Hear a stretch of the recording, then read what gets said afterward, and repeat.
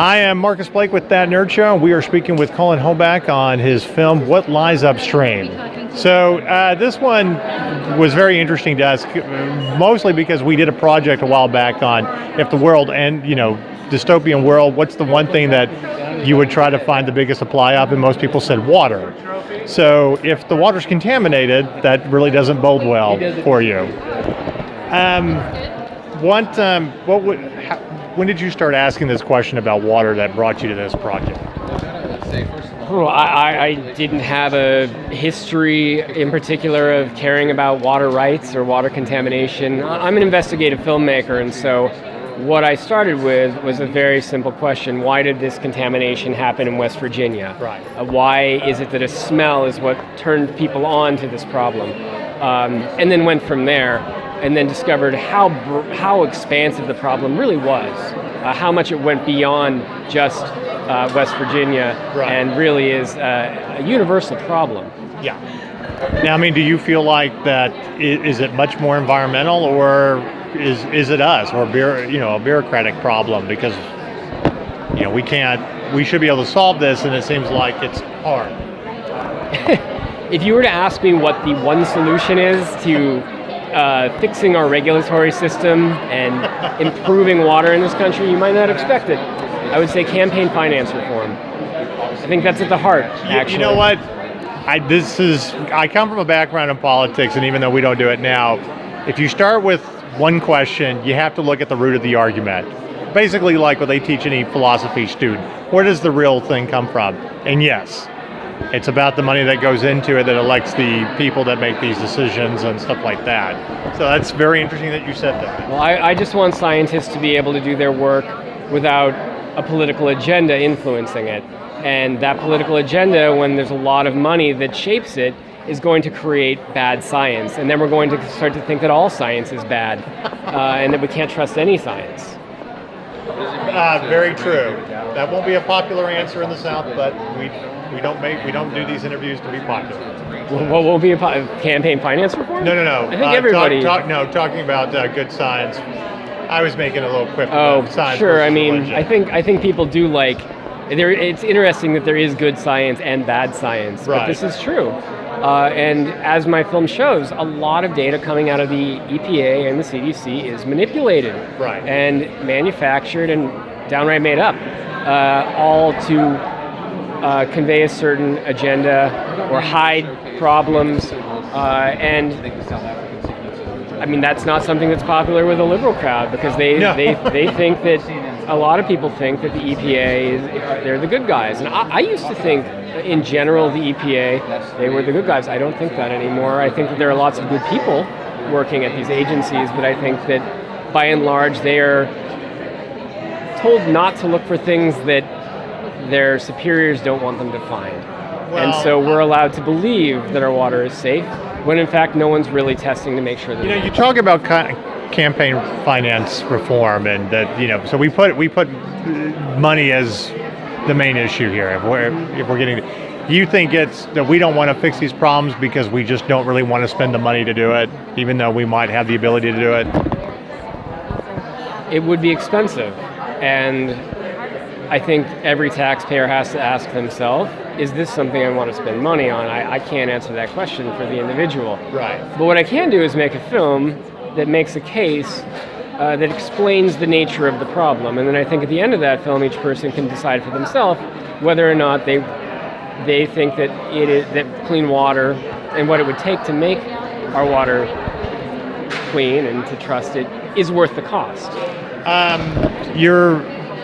Since you're an investigator, the same as being a journalist, but as a filmmaker, I feel like that there's always, you're trying to get to an answer, but you're also trying to change your perspective.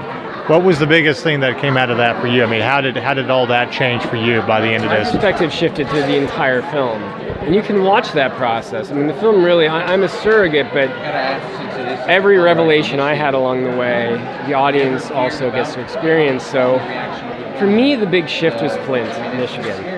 And talking to the whistleblower there, he's the one that really opened my eyes up to what was the corruption at these federal agencies and the state agencies and why it's happening. And I didn't I never would have thought it was so rampant and so extensive. And then when that was verified by another scientist I spoke to who had been, for coming out against EPA policy, had really been attacked. And that's what happens to whistleblowers, they get attacked. Right. And hearing that, when you see the film, it starts to make a lot of sense why the problems that are presented in this film aren't as widely known. Right. Are you more hopeful or more fearful after learning about all of this? Well, I think you leave the film with a sense of fear that I think that's where it starts, and then you have to find some hope somewhere. And I mean, there's always hope in knowledge.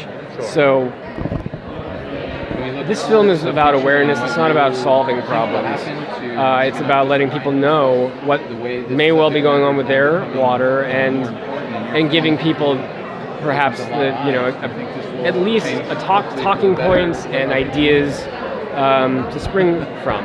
So, can a film change the world? I wouldn't. I don't think it's the film. It's people, and it's a lot of little things that happen along the way. And if we can contribute, maybe not a film, but ideas, I think, can still change the world. I think ideas can, and the film presents a lot of ideas. Many of them are not my own. They're ideas that I collected along the way and thought people would be interested in. Okay.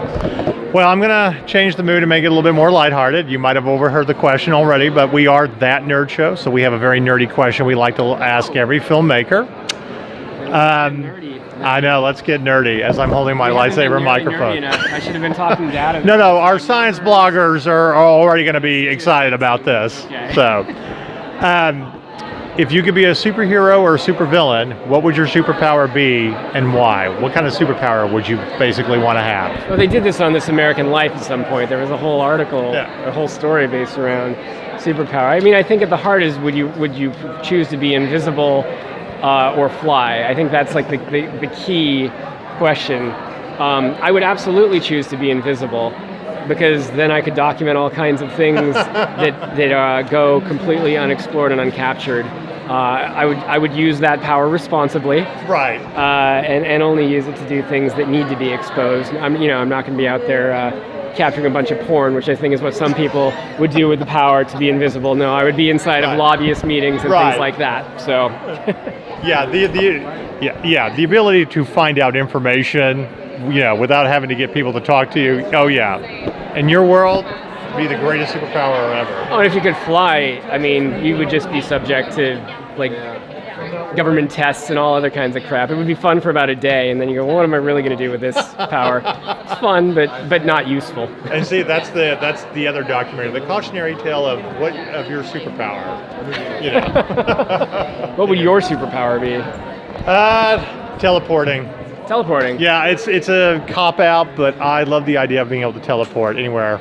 I mean, time travel, also pretty sweet. Yeah, of course, if I had that, I would literally remake the movie Jumper and make it better. Well, time travel has all kinds of problems that come with it. It's not. You know what? I'm a Star Trek fan, and it never bodes well. I like Chief O'Brien says on Star Trek Next Generation, I hate temporal mechanics. Yeah, and then it would have to be closed loop, obviously. Right, exactly. So, well, thank you very much, and good luck with your film. Thank you.